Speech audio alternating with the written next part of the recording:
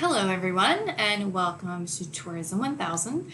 Today, we are going to do a little bit of the history of our industry. It's important that you have some idea as to how our industry began, where it came from, some of the big changes that occurred, those sorts of things. So, that's really where we're going to start today.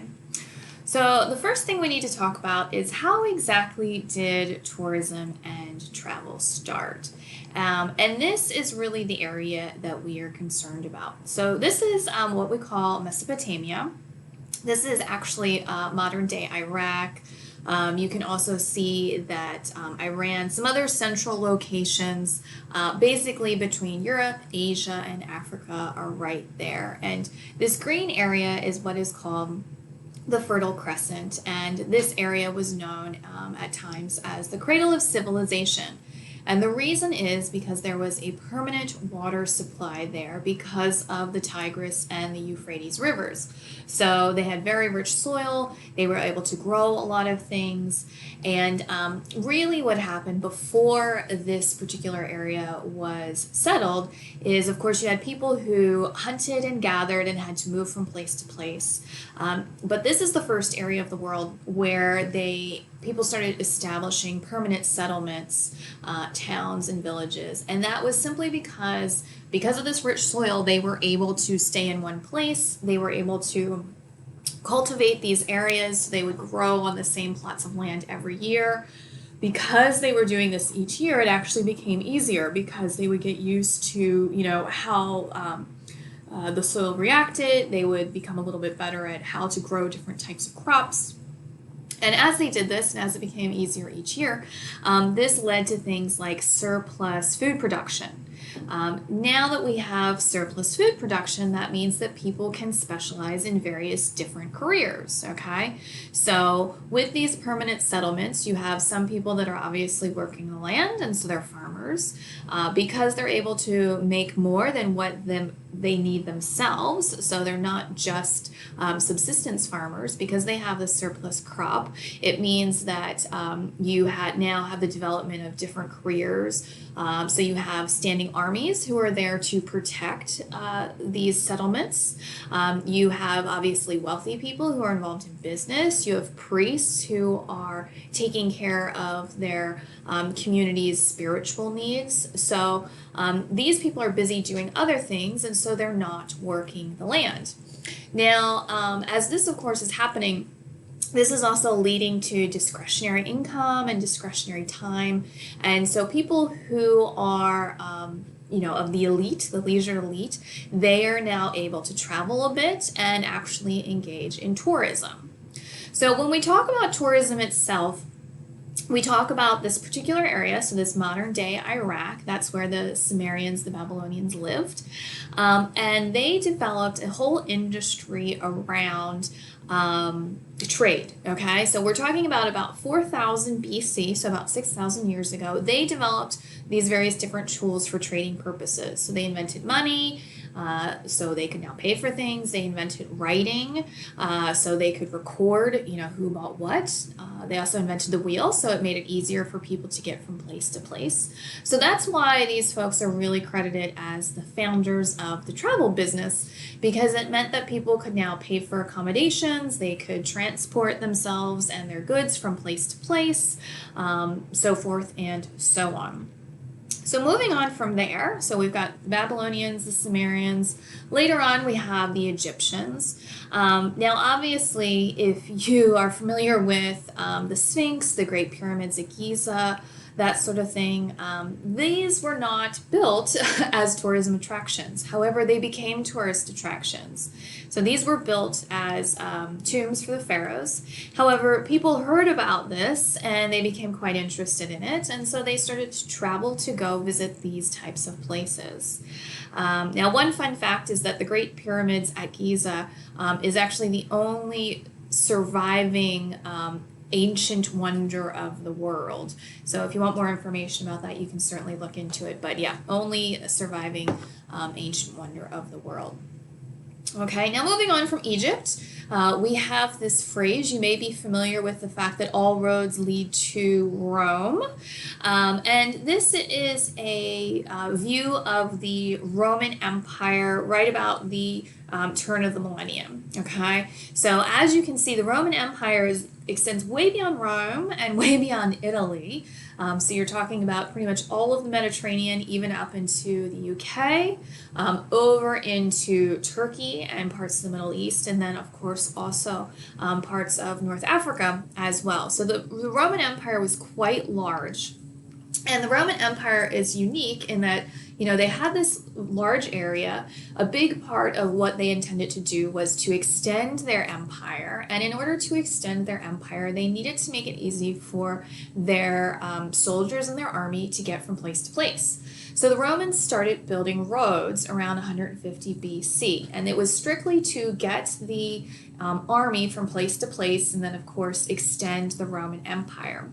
However, this road system, because it was meant to move the army around between various different cities within the empire, it ended up benefiting other groups as well. So in addition to the military being able to travel, you also had government officials who were able to get from place to place and, of course, come into big cities and make decisions and make laws. You had caravans that would move from place to place. And when I say caravans, it's not camping, okay?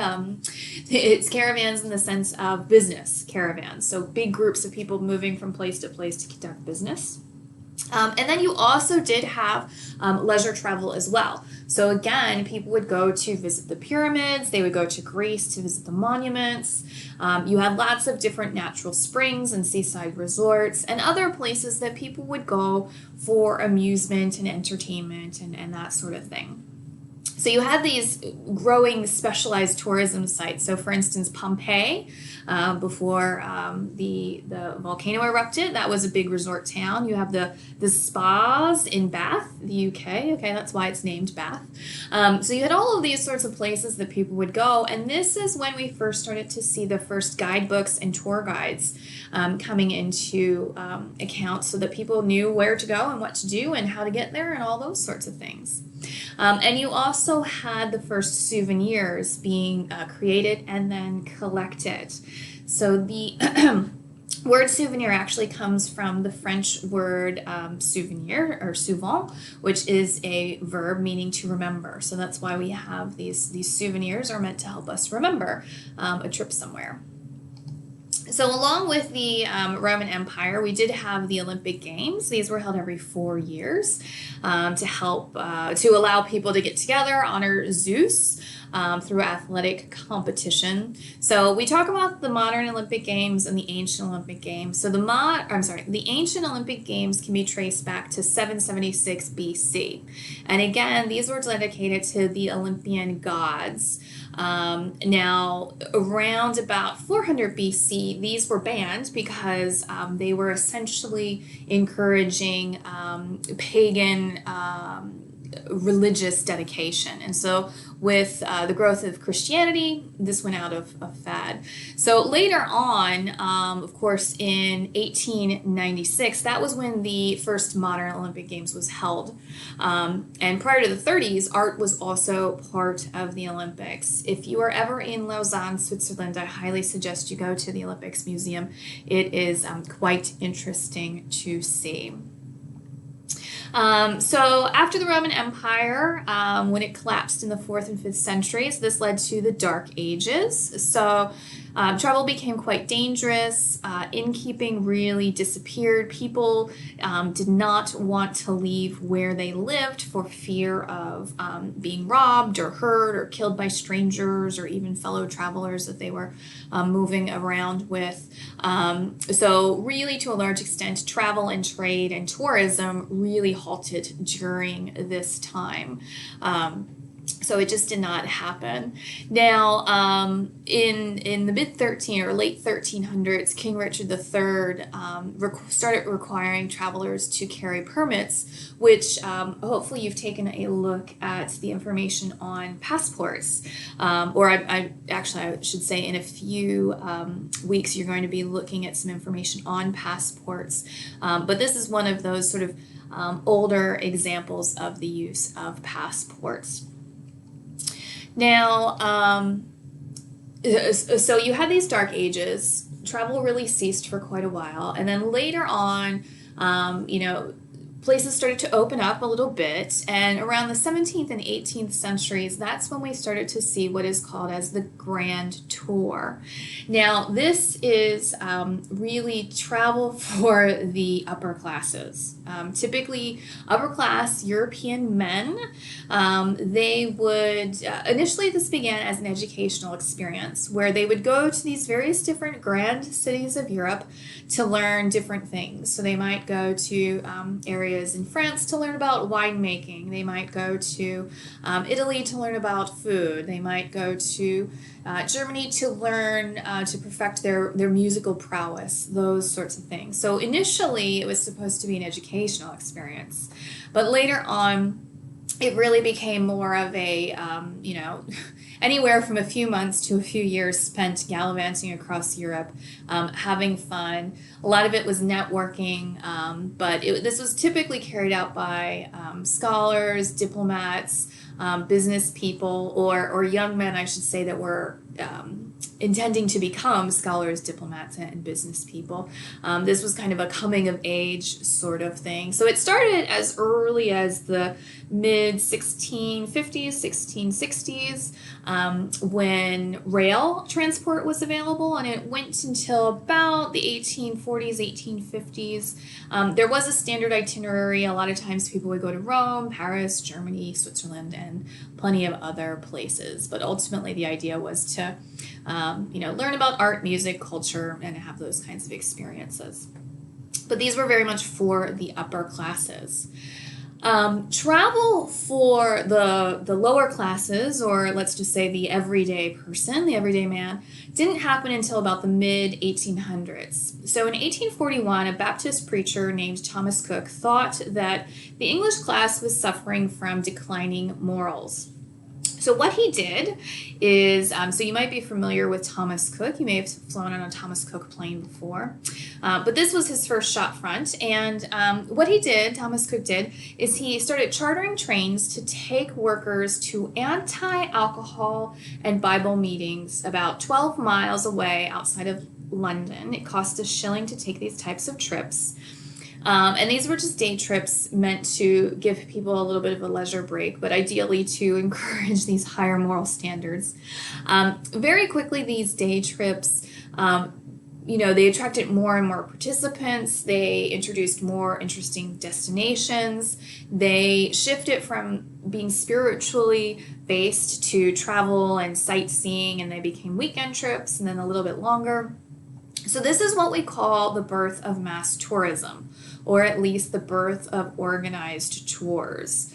So everything became standardized, commercialized tours, high volume packages, and really took advantage of the transportation that was available in terms of the railways and later on the steamships, and then also communications innovations such as the telegraph.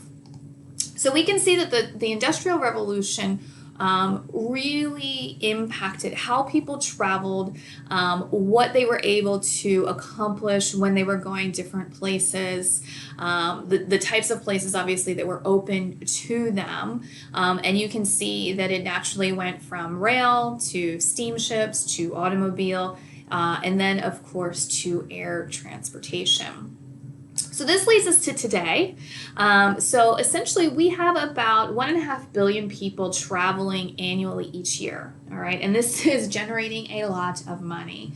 We'll go into a little bit more detail with this later on. But, in the 1950s, about 25 million people traveled internationally. In the 1980s, you had about 250 million people traveled. In the 1990s, you had about 500 million people traveled. And then now you have 3 times that much.